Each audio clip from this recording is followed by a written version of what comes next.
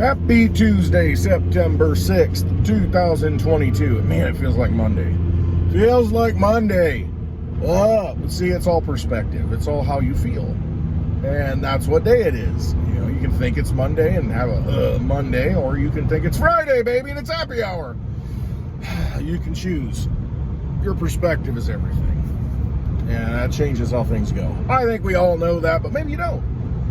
You can change the day. You can make it whatever you want. It depends on your outlook. Depends on your mood. Today, I was just reading about the what's going on in Europe and the energy crisis that's in Europe. Now, Europe, first of all, is pretty much, except some of the northern countries, I think Norway, one of them has natural gas. I don't know which one. But most of mainland Europe, Germany, France, all that, England, they need to import energy. And it gets cold. And they usually get their natural gas, their heating supply from Russia.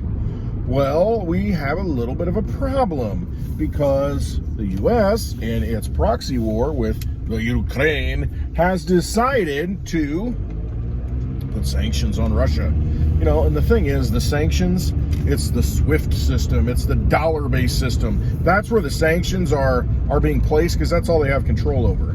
Unless they decide to bring in military troops and, you know, just enforce their will. But otherwise, the only power, pseudo-power, that can be placed upon Russia is through financially. And that's dollar-based. So, what do? You decide, well, maybe I'm not going to use the dollar. Maybe I'll start taking payments in gold or Bitcoin. You know, that's one of the things that they are now experimenting with. They're going to take payments in cryptocurrency. This is Russia. And it bypasses the dollar completely at that point. Now, other countries are starting to do this. You know, in the past, other countries, they said, hey, we're going away from the dollar. We're going to take euros, or we're going to take some other form of payment. They got invaded. U.S. military showed up on their doorstep. The next thing you know, the leader ends up, I don't know, hanging or decapitated or, you know, just disappeared. But, you know, you look at Iraq, what happened with them. You know, that was a big deal. Libya, same thing. You know, that's what happened with them. You know, you had Muammar Gaddafi, you know, trying to turn it around, trying to bring prosperity to Africa. And, you know, hey, we got to go in there. We're going to take all the gold. We're going to shut you down. We're going to kill you. We're going to call it, you know, I don't know, some tyrannical thing you were doing. They say you were doing something bad. Yeah, they were. And see, that's the thing. They were doing something bad to upset the apple cart of the establishment monetary order. That's why they got taken out. That's why Saddam Hussein got taken out. That's why Muammar Gaddafi got taken out. That's what happens when you don't play ball with the system. We had presidents get taken out because they didn't want to go along. Sorry, got gravel here. They didn't want to go along with the current monetary order. So you get rid of them. But now it's a little bit different. You've got Russia, which, you know, nobody wants to go to war with Russia. Everybody goes to Russia, and war with Russia, they lose. Hitler, Napoleon tried it. This doesn't work. So you really don't want to do that. So you use Ukraine, which is this big money laundering operation that is in Europe, you know, that some of our so-called leaders and their sons and the rest of their family and friends have used to wash money. So you're using Ukraine as this tool, whatever it is, to funnel money. But in the process of doing that, you're putting restrictions on Russia in the dollar-based system. Okay, so Russia says, fine, we'll sell our supplies to China, Japan, even Japan, our ally Japan, buying supplies from Russia, you know, energy supplies. So they do a roundabout. So it ends up costing Europe more money. They get their natural gas, they get their supplies, but they got to roundabout do it and buy.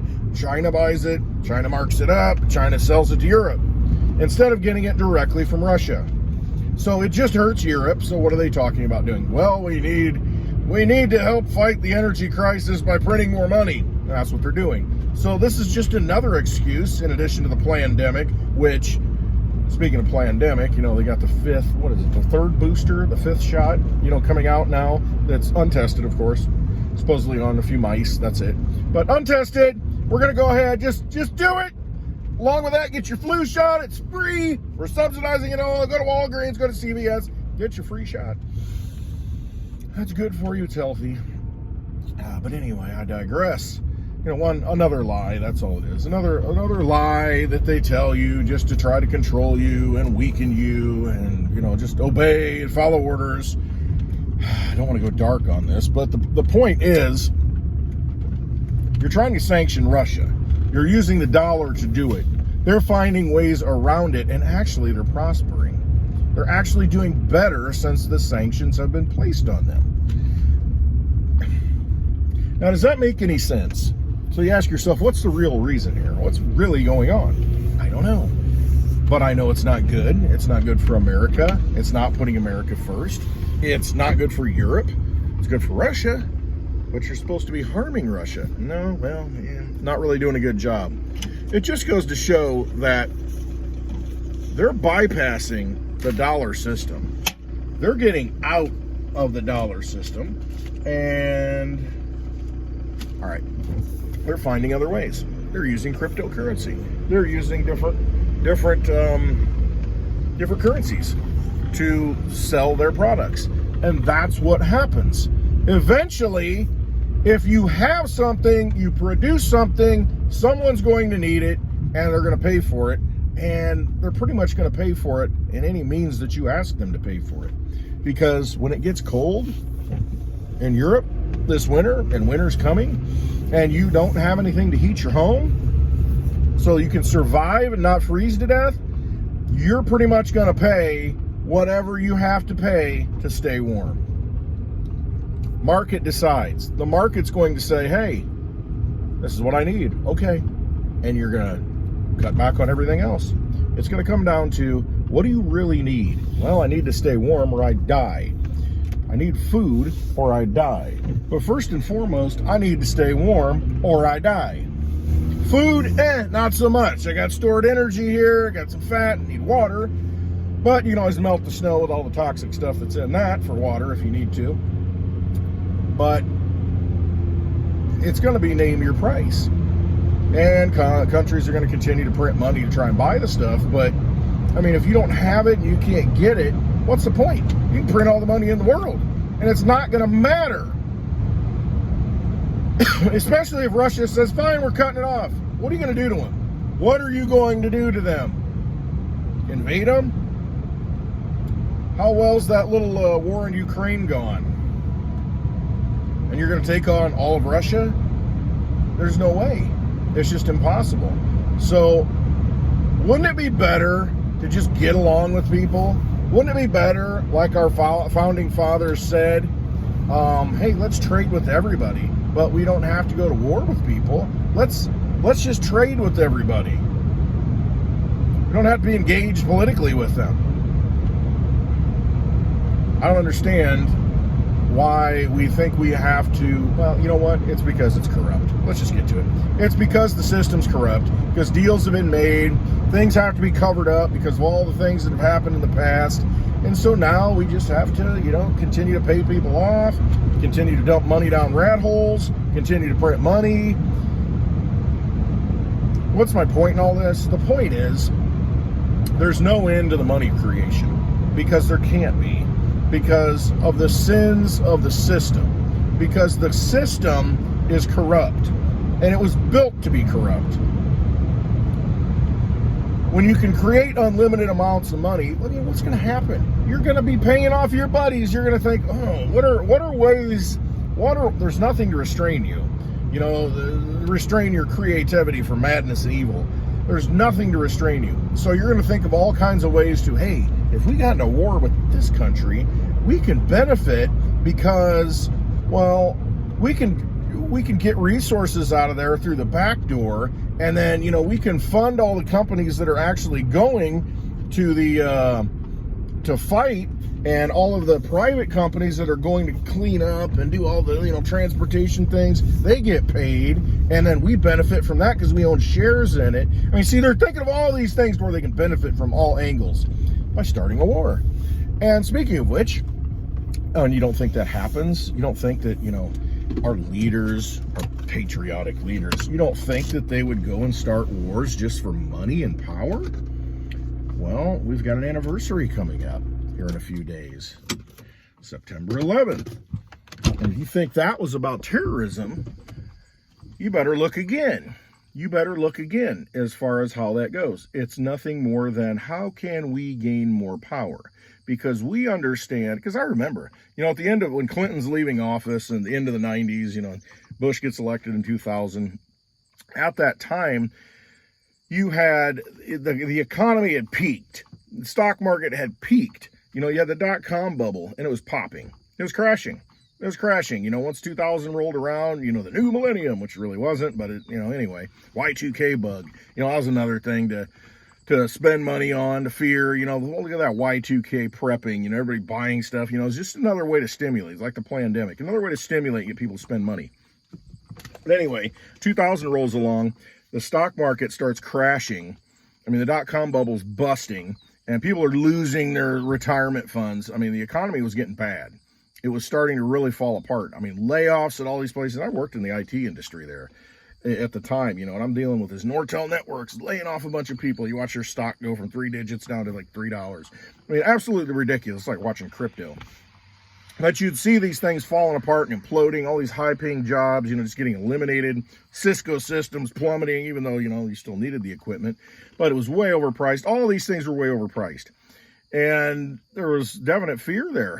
City budgets are like, crap, what are we going to do? We only got this much money, and, we got to lay off people. What are we going to do? We got, long-term workers. There was a real sense of, oh, crap.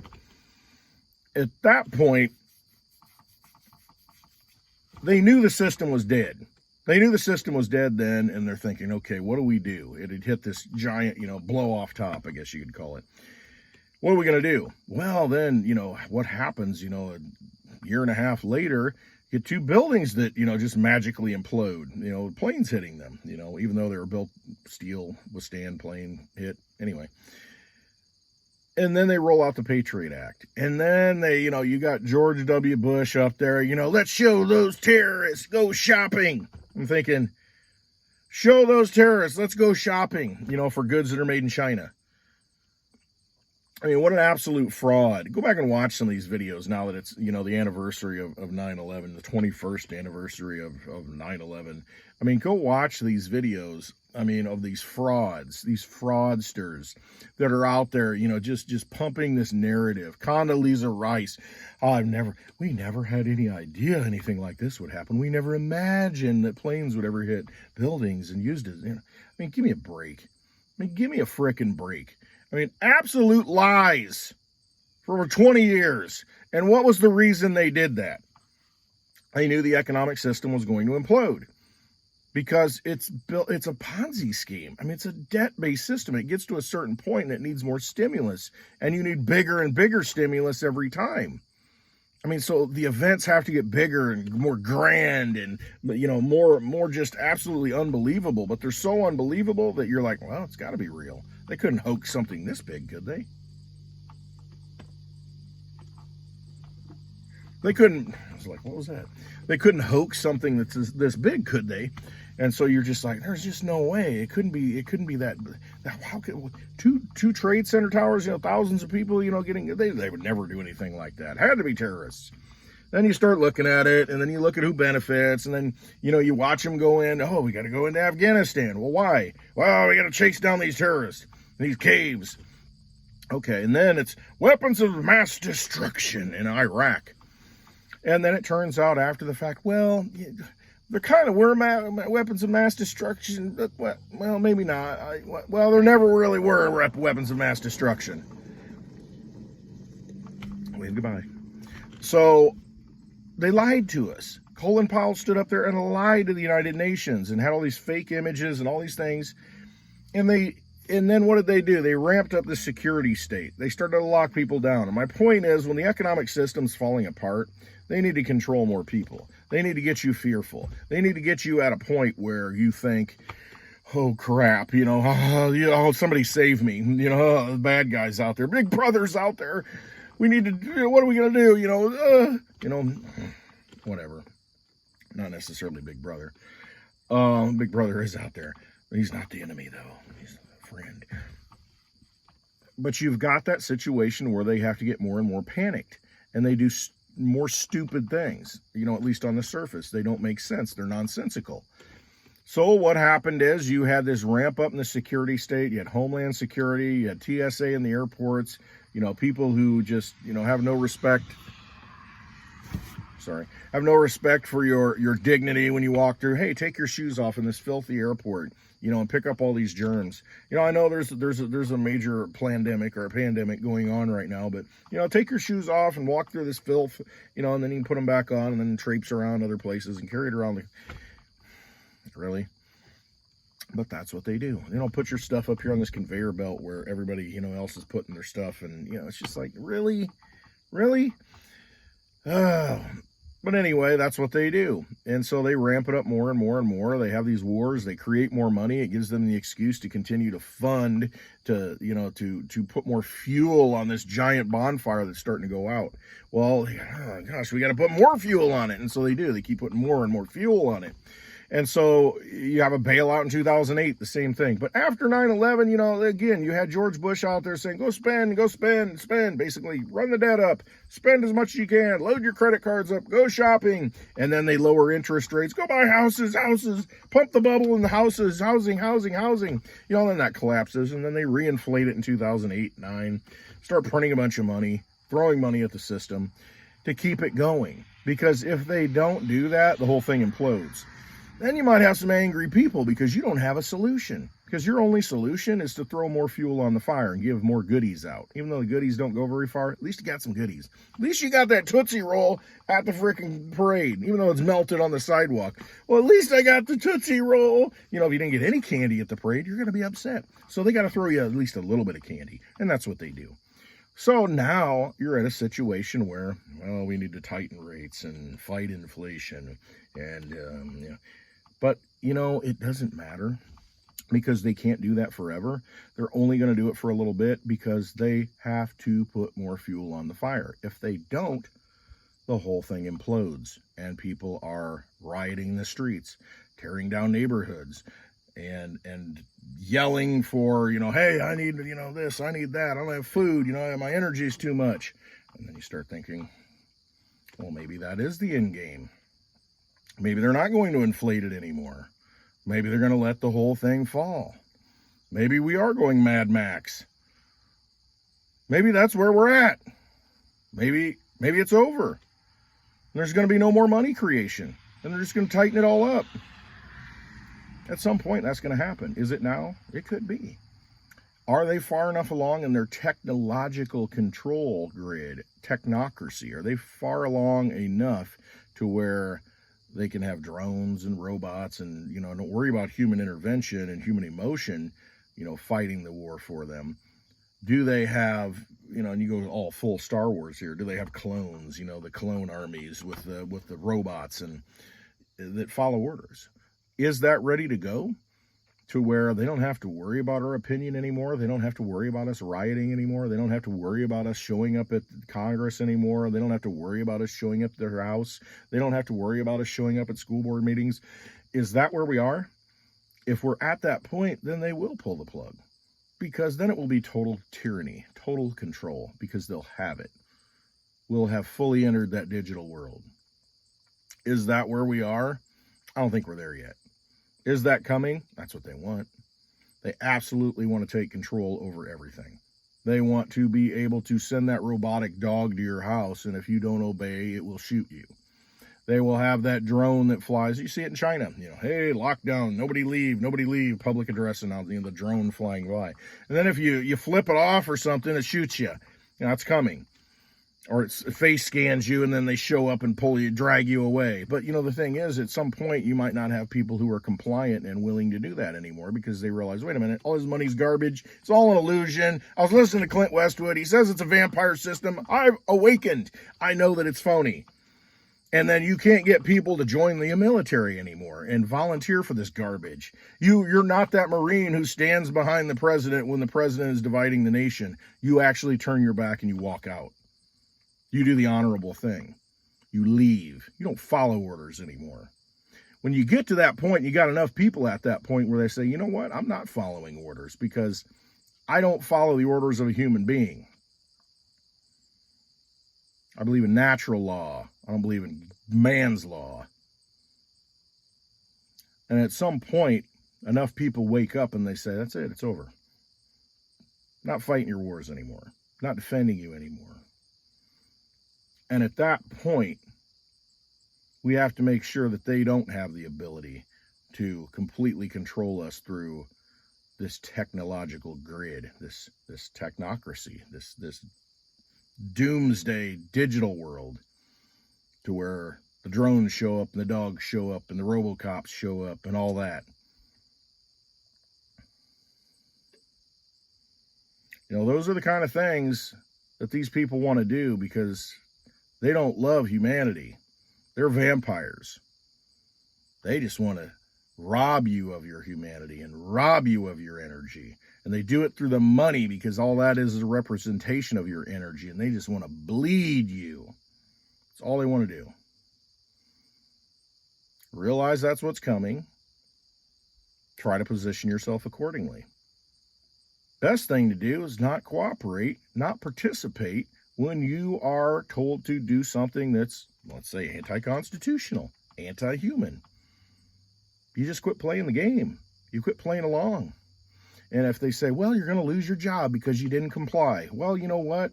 You're better off if you save your soul and lose your job, aren't you? Better than getting blood clots everywhere that end up killing you anyway. I'm saying. Ultimately, in this crazy world, where we're headed, you got to trust yourself. You can't depend on other people to give you your opinion. You have to know what's true. You have to use discernment. You have to trust and believe in yourself. Believe in your instincts.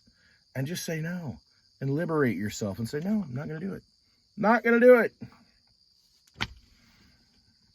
If I could rule the world, I'd tell everybody no. That's kind of a paraphrase of my 8-year-old daughter. So you got to trust yourself. You can't let anybody push you around. And just, it's very liberating when you realize that, you know what, I can do what I want. I know the right thing. I'm not looking to these people for answers anymore because they've given us the wrong answers every time. And in fact, they're the wrong answers for us, but they're the right answers for them because they're protecting a whole nother system, whole nother kingdom. Not protecting you. They're not protecting us. They're not protecting humanity. Everything they say is inverted, turned upside down, 180'd. And if you look at it through that lens, it all makes sense. That's why you got to trust yourself. All right. I love y'all. I know I rambled, but it is what it is. Thank you for watching. I hope you got something out of this. If not, that's all right. Don't watch again because, you know, I will offer some other things once in a while. I do talk about Litecoin. I do talk about cryptocurrency, but you know, this is where I went today. All right. Thanks for watching. Always trust yourselves. I love you all. Hit the thumbs up. You know, if you got anything out of this, share it. If there's something that somebody might benefit from, you know, hit the subscribe button, hit that notification bell. Every time I make a video, it'll pop up and notify you. If not, that's okay too. You got to trust yourself. All right. Thanks for watching. Have a great Tuesday. Love y'all.